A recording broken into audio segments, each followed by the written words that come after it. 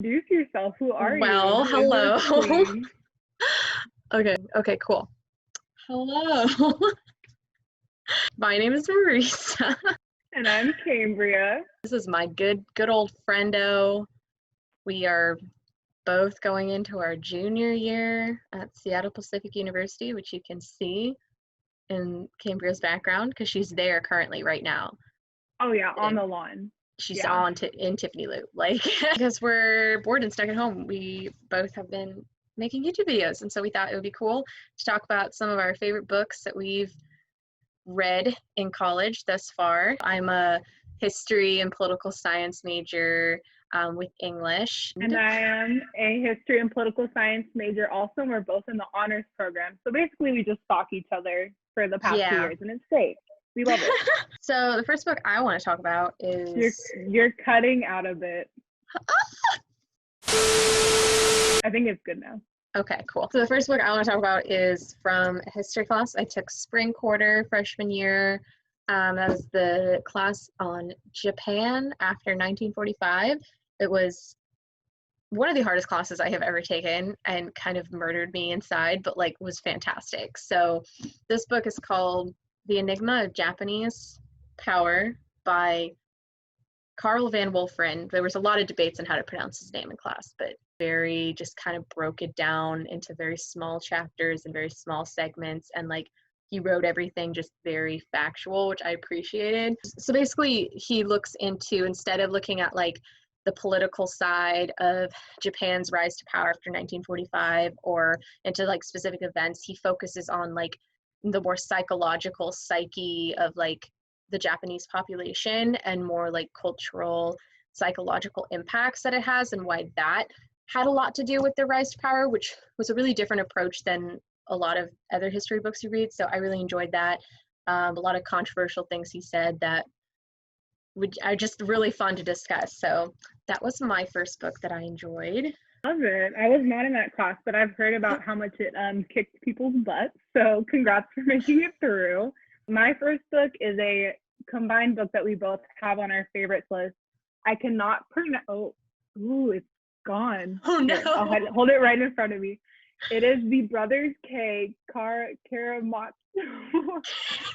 Just you can read it. It's the Brothers K. We read it in our honors class modernity with Dr. Cheney. It is set in Russia, and it is set at Russia in a very like pivotal time, in that a lot of people are struggling with like religion and like what it means to be a human being in context of modernity and Western history. And so this is kind of like this guy and his dad and his brothers, and just like the chaos and kind of like inherent evil of humanity, but also the goodness that some of the characters represent. It's just a really powerful way to look at humanity and the different people within humanity, and some of like the deeper questions of like, where do we belong, and like, are we actually inherently good, or are we actually inherently bad? Yeah, that's also on my favorite list, so I probably don't have as many smart things to say about it.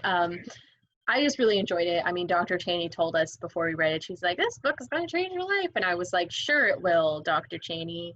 I'm sure you say that about everything. And then sure enough, it really, really had a good impact on me. There's like a segment of chapters like in the middle there that just really dive deep into some of those like questions about redemption and good and evil. And, you know, I related to it a lot more than I thought I would going into a very dense piece of Russian literature. I mean, I got a tattoo because of it. So like, you know, that must say something, maybe. Maybe. Reading it the first time through, it's definitely one that you have to read like multiple times, or get like, you have to talk about it with people, because it's very dense. Obviously, like you said, it's like Russian literature from the 19th century. So you're kind of like, okay, what's going on? But like once you really like dive into it, like look at Spark Notes, highly recommend that. But super great book. I would recommend everyone in the world reads it just for funsies. Okay, so all of my books are up in Seattle in a box somewhere in my fiance's house, so that's fun. We love COVID. But my next book is Pocahontas and the Powhattan Dilemma. I'll pop up a little book or something. I'll send you an image of it. We can edit this part out. Yeah. So it is by Camilla Townsend. I did this book in my class for US history from the beginning of I forget the dates they put, but I think it was like 1619 to 1876. It was a class about like early America. As you can tell by the dates, it ended with the Civil War and Reconstruction. Pocahontas and the Powhatan Dilemma tells the story of Pocahontas, but like through Pocahontas's lenses, because we often hear from like John Smith or Europeans or kind of like the travelogues. And so basically this author, Camilla Townsend, she goes through and kind of like collects records and other things surrounding Pocahontas's life, because obviously Pocahontas didn't really leave much writing, and kind of piece together her story. And something that really stood out to me is that Pocahontas was 13 years old when she met John Smith. Pocahontas was also like very much so a political actor, in that she like sacrificed herself for her tribe, and like just really crazy stuff reading it. So if you want a more accurate history of what like early American history looked like, and not like the, you know, Disney Pocahontas movie, it is. Disney movie doesn't cut it. I used to like that movie, and then I read this book and I was like, oh my gosh, she was literally like 13 years old when they met. Like, this is not okay.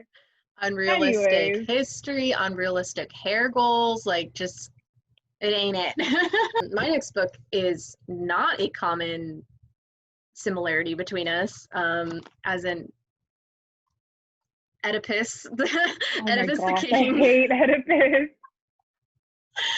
Yeah, so Cambria hates Oedipus. I happen to enjoy Oedipus. This is a book we both read for honors class in winter quarter freshman year classics, with the iconic duo of Dr. Thorpe and Dr. Ewald.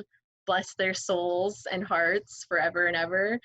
I don't know why, because I don't tend to go towards like ancient literature as like favorites, but I just love it. I think it's just like such a great example of tragedy and like that whole genre for ancient literature, especially for the whole discussion of fate, because this is like a perfect example of and how the writers of the time were like exploring it. Because it literally is just a guy trying to avoid his fate, and in trying to avoid his fate, he makes his fate come true. And like the worst, like poor Oedipus, like he, I'm hoping like most people have read it, but if you haven't, then you just gotta, it's really short. You'll read it and understand why it's just like this poor guy, this poor guy's mom, this just poor everyone. Like nobody in the entire book, nobody is happy. So my next book is also from one of Dr. Thomas's classes. I took Christianity in America with him, which was just kind of journey of Christianity coming from a Christian institution. It was really interesting to see the different denominations, the different like faith backgrounds and how those arose, and then also like some of the more discriminatory ways that people can use faith throughout history. This book that we read is Go Tell It on the Mountain by James Baldwin. He is a famous, great American author from the 20th century. And Go Tell It on the Mountain is the story of this young boy and his church experience in Black America, basically like baptism in the Holy Spirit, speaking in tongues, prophecy, healing. So it's really just like moving, shaking form of Christianity that was really alive, I think, in the 1930s when this book was written, and talking about his faith tradition. And it's really interesting because knowing James Baldwin, he actually has a really like rough relationship with the church. And so there's a lot of really insightful things about the church and kind of like this sector of Christian faith and the different ways that it was like playing into society at the time, especially since like we often look at that period as like, okay, what was white America doing? But this is like, okay, like where are like Black America's roots? He's just an amazing author. I would highly recommend just sitting down and reading it. Yeah.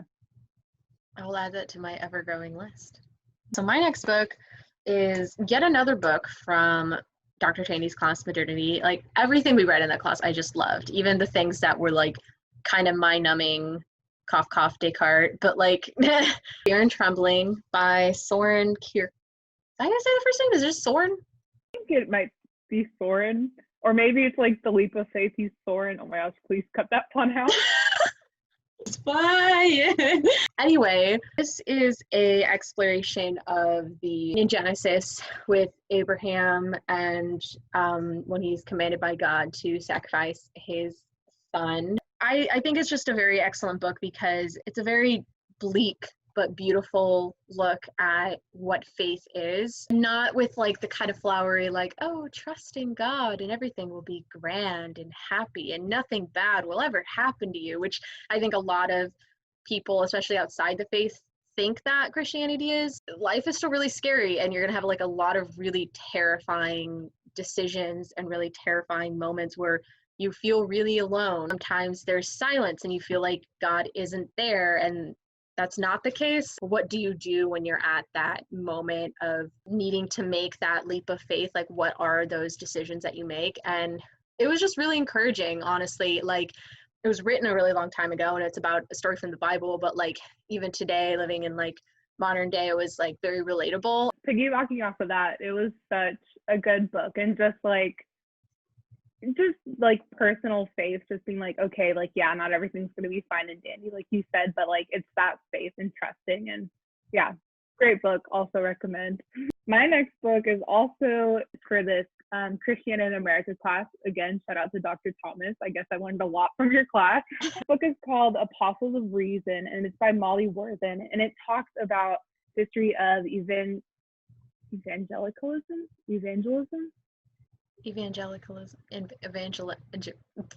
I'm going to say an evangelical history. That's what I'm going to say. Yeah, so basically it's an evangelical history of evangelism in America, and it talks about the history of that through America. And it's really interesting how political Christianity was, and it very much so talks about the politics and the social climate and kind of the way that these external influences really like shaped the different Christian traditions and practices. And then also some of the ways that Christianity and evangelicalism could be a little bit like discriminatory and kind of cut people out in order to create their own denomination or practice based on their beliefs. And as a Christian at a Christian institution, obviously not everyone in that class is a Christian either. So just kind of learning too about some of the divides in America that are deeply rooted in Christianity, not just like religious divides between different practices, but like inside of Christianity itself. I think that's like such an important conversation to have. It's very easy to kind of forget a lot of the really not so hot and great parts of Christianity. Because you're Christian doesn't mean you're not going to potentially make really poor decisions. Anyway, in my American government class I took with Dr. Henry, we had to read we had this like PDF document thing just full of primary sources, and then we needed to have physical copies. And so I like Googled it, and then I was like, oh, there's books you can order. So I got, this is called The American Nation, and then there's American Republic that I'm not going to get out because it's even bigger than this one. And it's literally just primary sources from like early American history, but the way it's put together is just beautiful. They were cheap, which is always nice. And I loved it. On a more serious note, I think like primary sources are like one of the best ways to learn about history. And that's what I really appreciated about this particular part of the class, is that we read like a lot. So we were reading actual speeches, actual addresses, actual court, what are those things called? Court transcripts, especially when it comes to politics. Like, how else are you going to understand what a political climate looked like than actually reading what people were writing and saying? And they're just really fun to have because they're so big and beautiful, and it's just like full of documents. So that's my last favorite. I love that. Number one, shout out to Dr. Henry. I'm taking a class with him right now. And like, I was emailing him about something, like, oh, I hope you're doing well. He's like, yes, I'm planning to play lots of tennis this summer. And I'm like, okay, that sounds lovely, Dr. Henry. Enjoy. Second of all, I would love to borrow that book because I am also such a nerd for primary sources. Like, they're so beautiful. I'm definitely going to come by and steal that and just like read it for fun. Just like put my nose in it, sniff it. Literally the first thing I did when I got it was just smell it, because I was like, oh yeah, the history. So my last book is, this one is from one of Dr. Walter's classes. Shout out to Dr. Walter. She is like the fave. She's amazing. This is from The Rise of Islamic Civilization, and this book is called The Lover, a Sufi Mystery, and it's written by Laura Silvers, who's actually a history professor, I want to say, or a history teacher. It talks about the Sufi tradition in Islam, going back to like the Sunni Shiite split, very early Islamic history, which is interesting, but it's also like a story and like kind of like a mystery adventure novel. So you're getting like these really in-depth characters. You're getting to learn more about like Islamic society and kind of like the different social rings that existed. It's just a really great comprehensive dive into Islamic history, because I feel like a lot of times we, especially at a Christian institution, can shy away from like different religious practices or different like non-Western histories. But this book just did a really great job of like connecting you to the characters and really giving you like a more complete understanding of what the society looks like, and just really humanizing a lot of the characters too. Oh, sorry, my dog just came in. What you doing? My love. You want to talk about the books you like? Anyway. Yeah, I was just gonna say, like, that's something I hugely appreciate about Dr. Walters, is because, like, she's just, like, the best at taking really complex topics that I think are really easy to get afraid of, just because, like, the history. Anyway. Yeah. So that's it for this particular video. We're going to be doing another one over on Cambria's channel, so. Cambria Babbitt. Cambria Babbitt. Yes. My name. Link in the bio. Yes, also like, comment, and subscribe on this video. Go subscribe to Marisa's channel. We love them book reviews. I posted a whole one video, guys. Epic. No, but for real, go check out the other one. We have a lot of other cool books. I have some books I love talking about books, and there's some really good ones in the next one, so do it. Do it. Do it. Peer pressure. That's all I got. Bye. Bye, y'all.